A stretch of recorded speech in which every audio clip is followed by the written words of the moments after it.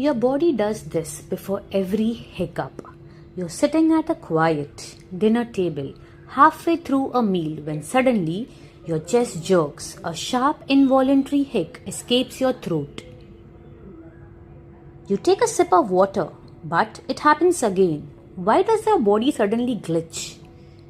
Hiccup occurs when your diaphragm, the muscle beneath your lungs, experiences a sudden spasm.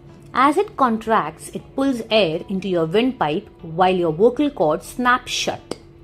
This creates that distant sound. It is a reflex triggered by eating too fast, fizzy sodas, or even sudden stress. To stop the cycle, you must reset the muscle. Try holding your breath for 10 seconds to build up carbon dioxide, forcing the diaphragm to relax. Alternatively, sip cold water slowly or breathe into a paper bag. If you are feeling brave, a teaspoon of sugar can stimulate the vagus nerve and interrupt the spasm. But pay attention to the clock. If hiccups persist for more than 48 hours, it is time to consult a doctor. Your body communicates through small signals every day. Follow for more science-backed health.